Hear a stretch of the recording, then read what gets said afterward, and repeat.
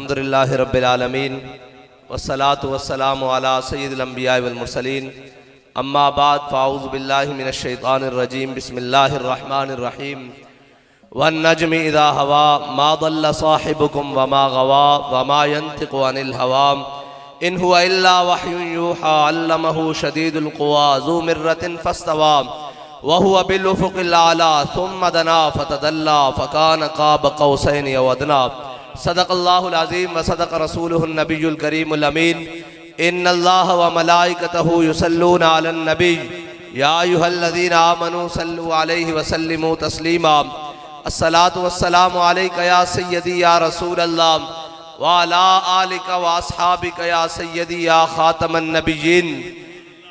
عرش کی عقل دنگ ہے، چرخ میں آسمان ہے، جانے مراد اب کدھر ہائے تیرا مکان ہے، جانے مراد اب کدھر ہائے تیرا مکان ہے، بزم ثنائے زلف میں میری عروج سے فکر کو ساری بہار ہشت خل چھوٹا سا عطردان ہے، عرش پہ تازہ چھیڑ چھاڑ فرش پہ طرفہ دھوم دھام کان جدھر لگائیے تیری ہی داستان ہے، عرش پہ جا کے مرغ عقل تھک کے گرا غش آ گیا ابھی منزلوں پرے پہلا ہی آستان ہے۔ میرے آقا مولا صلی اللہ علیہ وسلم کے غلاموں، حضور سید عالم صلی اللہ علیہ وسلم کے جانثاروں، ہم صرف اپنے آقا مولا صلی اللہ علیہ وسلم کی محبت لیے دنیا کو یہ پیغام بتانے کے لیے آئے ہیں کہ وہ دور، ہمارے قائد نے کہا تھا کہ وہ دور جس دور میں لوگ چائے کی پیالی اور تعلق پر ایمان بیچتے ہوں، ہمارے قائد نے پھر دنیا میں صدائے لبیک یا رسول اللہ لگا کر دنیا کو یہ بتایا کہ نہیں، ایمان بیچنے والے اور ہیں، حضور کے نام پر جان دینے والے اور ہیں، اور ایوانوں میں جا کر ایمان کے سودے اور ملت کے سودے اور وطن کے سودے کرنے والے اور ہیں، حضور کے نعرہ مستانے پر جان دینے والے لبیک یا رسول اللہ کے نوجوان ہیں۔ اور یہ یاد رکھنا، ہمارا موازنہ کسی طور بھی ان سے نہیں ہے۔ وہ ہم سے پوچھیں کہ اب آپ بھی مہنگائی کے لیے نکلیں گے، میں نے کہا ہم غیرت کے لیے بھی نکلیں گے، ایمان کے لیے بھی نکلیں گے، پاکستان کے لیے بھی نکلیں گے اور اپنی قوم کے لیے بھی نکلیں گے۔ اس کی وجہ یہ ہے کہ بھائی جب بھی ناموس رسالت کی بات آئی سب سے پہلے کس نے آواز اٹھائی؟ تحریک لبیک یا رسول اللہ نے۔ ختم نبوت کی بات آئی سب سے پہلے تحریک لبیک یا رسول اللہ نے آواز اٹھائی، اور جب ملک پاکستان کے اوپر بھارت جیسے اور باقیوں نے بات کی تو سب سے پہلے تحریک لبیک پاکستان نے آواز اٹھائی، جب کشمیر کی بات آئی تو سب سے پہلے اور سب سے مضبوط آواز تحریک لبیک پاکستان نے اٹھائی، اور جب قوم کی باری آئی تو جو نکلے تھے باہر آزادی کی جنگ لڑنے کے لیے، اور پھر ایک اور آئے ہیں ہم پر مسلط ہوئے ہیں، کہتے ہیں ہم اپنے کپڑے بیچ کر قوم کو جناب روٹی فراہم کریں گے اور قوم کو سہولت دیں گے۔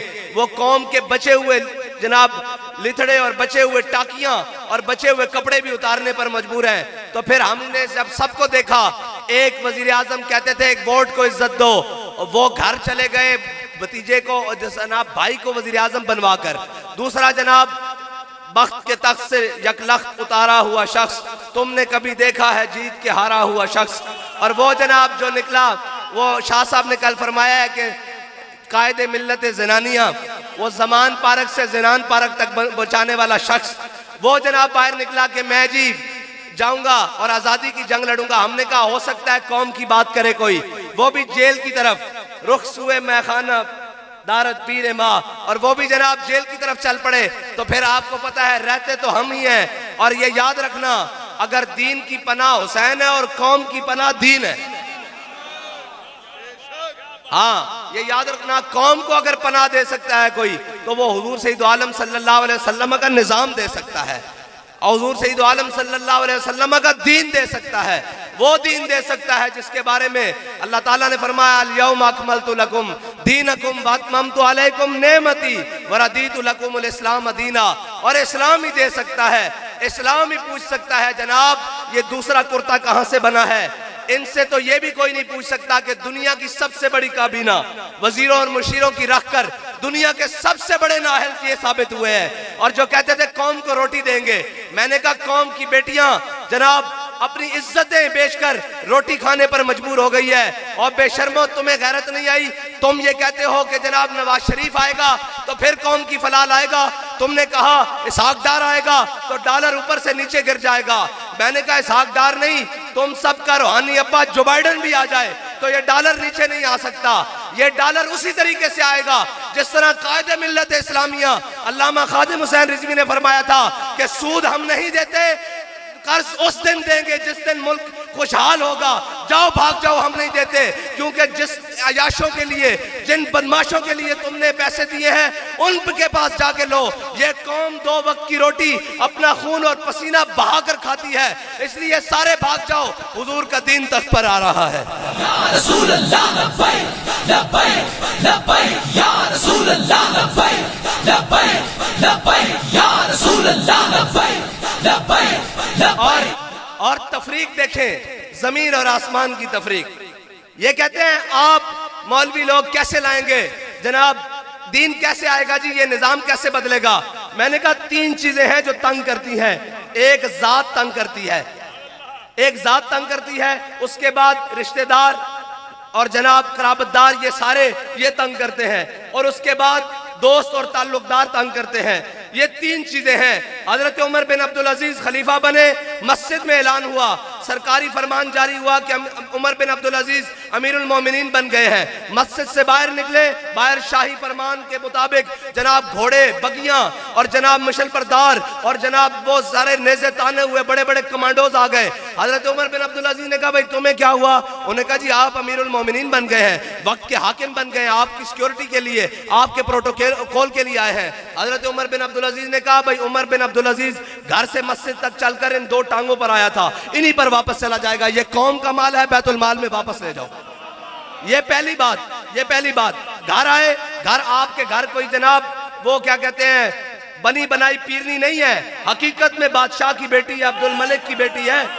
عمر بن عبدالعزیز کے گھر عبد الملک بن مروان کی بیٹی ہے. اور جب وہ گئے تو جناب گھر آئے تو کہا بیگم آپ کو عمر بن عبدالعزیز چاہیے یا یہ مال و دولت، یہ باغات، یہ جناب کنیزیں، یہ خادمان، یہ سونے جواہر یہ چاہیے؟ انہوں نے کہا عمر بن عبدالعزیز ہوا کیا ہے؟ کیا ہوا ہے؟ انہوں نے کہا میں مسلمانوں کا حاکم بنا دیا گیا ہوں. آپ کے والد نے جو کچھ آپ کو جہیز میں دیا ہے یہ آپ کے والد کی ملکیت نہیں ہے، یہ قوم کا مال ہے. جناب بیت المال میں بھیج دو. اگر عمر چاہیے تو یہ مال چھوڑنا پڑے گا، اگر مال چاہیے تو عمر ابھی تمہیں طلاق دیتا ہے. انہوں نے کہا جی نہیں مجھے عمر چاہیے، مال ابھی چلا گیا. ادھر دیکھو دین تخت پر آیا ہے، اور نبینوں اور اندھو دیکھو دین تخت پر آیا ہے. ادھر ایک وزیر، ایک مشیر بنے، ایک مشیر جناب اس کا نوٹیفیکیشن جاری ہو، گاڑیاں بھر بھر کر آ رہی ہیں، صوفوں کی، پردوں کی، قالینوں کی، اس کے بیگمات کا سامان. کیا ہوا جی؟ صبح مشیر صاحب جناب حلف اٹھا رہے ہیں، وزیر صاحب وزارت عظمیٰ، گاڑیاں آ گئی ہیں پروٹوکول کے لیے. ادھر دیکھو دین تخت پر آیا ہے، جو کچھ گھر میں ہے وہ سارا لاد کر بیت المال میں جا رہا ہے. ہاں یہ تنگ کرتا ہے. پھر تیسری بات، حضرت عمر بن عبدالعزیز نے اعلان کروایا، کہتے ہیں مولوی کیسے لائیں گے؟ میں کہا بچو تو مولوی ہے، تینوں مولوی لبے نہیں ہیں. ایک منٹ جی بیٹھو. اب متانو مولوی لبے نہیں ہیں، تسی جناب گھر دی کابینہ تے گھر دے کیبنٹ تے گھر دے تیار کر دے حلوہ خور مولوی، تو سب مولوی ویکھے نہیں ہیں. مولوی جناب علامہ فضل حق خیر آبادی نو کہندے ہیں، مولوی امیر المجاہدین علامہ خادم حسین رضوی نو کہندے ہیں. ہاں تانوں تسا جناب لگے تے چڑیاں مار دے آئے ہو، تانوں اگر ٹکریا کوئی نہیں. جناب کہندے ہم ایسے کر دیں گے، ایسے کر دیں گے. میں کہا جڑیاں دا گلاں جناب جڑیاں دی گلاں گھر بیٹھ کر ڈرائنگ روم وچ نہیں ہوندیاں، جڑیاں دی گلاں میدان وچ ہوندیاں، پتہ لگ جاندا کتنے بھی ہیں تے 100 ہیں.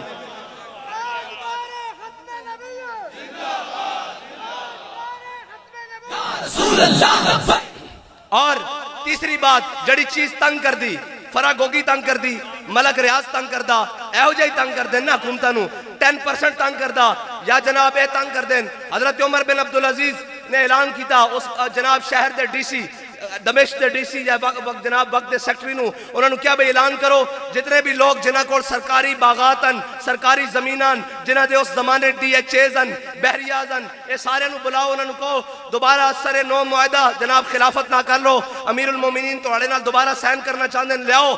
او جناب اپنے اپنے معاہدے لے آیا، کوئی درخت دی چھال ہوتے لے آیا، کوئی جناب کپڑے ہوتے لکھے لے آیا، کوئی جناب چمڑے ہوتے، کوئی کاغذ ہوتے، اس زمانے جس طرح معاہدے لکھے ہوئے سن وہ سارے لے آئے. حضرت عمر بن عبدالعزیز نے سامنے کھڑا کیتا، کہتا فلاں جاگیردار آیا، میں اتنے مربع دا مالک، میرا فلاں بن فلاں فلاں اموی شہزادہ. آپ نے ساریاں جاگیراں جمع کیتیاں، کاغذ وہ چمڑے سارے جمع کیتے. آپ نے فرمایا بھئی عشاء دا نماز دا ٹائم ہے، چلو نماز پڑھیے. جدو نماز پڑھ کے نکلے آپ نے اپنے جبے دی بائیں جانب تو سارے معاہدے باہر کٹے اور دائیں جانب جو کینچی باہر کٹی، کٹ کے تے سارے ایک ایک کر کے قطر دیتے. فرمایا نس جاؤ سارے، ایک قوم دے غریبہ دا مال ہے، تہاڈا مال نہیں، تہانوں اس دی لوڑ نہیں، چلو باہر جاؤ. اینج اسلام آندا. ہاں تاریخ کی لکھ دی، پھر تاریخ لکھ دی جڑے رات دے اشرافیہ سن نا، رات دے اشرافیہ صبح ہون تو پہلے پہلے فٹ پاتوں تے بہ کے حساب کر رہے سن ساڑھے کو بچے کیے. ہاں اسلام آندا اینج کر کے. ہاں پھر جناب گھڑیاں چوری نہیں کرنیاں پہنیاں، پھر جناب زلفی بخاری نہیں رکھنا پہندا، پھر اون چودھری نہیں رکھنا پہندا، پھر آہد چیمہ دے جناب بینک اکاؤنٹ جو 18 ارب روپیہ برآمد نہیں ہوندا، پھر جناب مقصود ٹیلر دے جناب اس دے اکاؤنٹ چو ارب روپیہ برآمد نہیں ہوندے، پھر جناب خان سامیہ اور جناب نائیاں دے جناب انہاں دے جناب کٹنگ کرن والےاں دے اکاؤنٹاں چو ارب روپیہ برآمد نہیں ہوندے. پھر تا عمر بن عبدالعزیز دیاں بیٹیاں جناب بادشاہ اپنے والد صاحب نو ملن آن تے منہ تے کپڑا کر لین. انہاں کہا حضرت عمر بن عبدالعزیز نے اپنی بیوی کو پوچھا بھئی انہاں نو کی ہویا؟ انہاں کیا انہاں دے گھر سالن نہیں پکدا، کافی دنوں تو پیاز نہ روٹی کھا رہی ہیں، انہاں دے منہ چوں بدبو آ رہی، تاک کپڑا اگے رکھیا. پھر اسلام ایویں آندا، ایویں نہیں آندا جناب بڑی بڑی کیبنٹ اور بڑے بڑے وزیر اور مشیر رکھ کے کہنے جی آپ کے پاس کیا پلان ہے؟ میں نے کہا ہمارے پاس پہلا پلان یہ ہے کہ اپنے اشرافیہ کی عیاشیاں ختم کرو، غریب کو 2 وقت کی روٹی دو، پھر آگے معیشت چلتے ہیں، دیکھتے ہیں کیا کرنا ہے. کہتے ہیں آپ کے پاس پیٹرول کے متبادل کیا پلان ہے؟ میں نے کہا ہمارے پاس پلان ہے، مجھے یہ بتاؤ کہ مراکے کی زمینیں جناب چونک کی گلیوں سے میں ہو کر آیا ہوں، گٹر کھلے ہوئے ہیں، برے حال، اور جناب بانگ کے دن، اور جناب یہاں پر رہنے والے بسنے والوں کا کیا گناہ ہے اور ڈی ایچ اے والوں کا کیا جناب نیکیاں ہیں اس قوم کے لیے کہ ان کی روڈیں بھی صاف ہوں، ان کے اشارے بھی بنے ہوں، ان کے انڈر پاس بھی بنے ہوں، ان کے سیوریج بھی صاف ہوں، ان کی پانی کی نالیاں بھی صاف ہوں. اور یہاں بسنے والوں کا کیا گناہ ہے کہ ان کے پاس جناب گلی بھی صاف نہ ہو، نالی بھی صاف نہ ہو. لیکن ان کا بھی دوا ٹھیک ہے کہ 70 سال سے نالیوں پر ووٹ دے رہے ہیں، ابھی تک نالیاں بھی نہیں بنی ہیں جی. اور انہوں نے کیا کیا ہے قوم کے لیے کہ ان کے لیے جناب علیحدہ جناب سیکیورٹی سسٹم بھی ہے، چوکیاں بھی بنی ہوئی ہیں. یہ کیا کیا ہے انہوں نے؟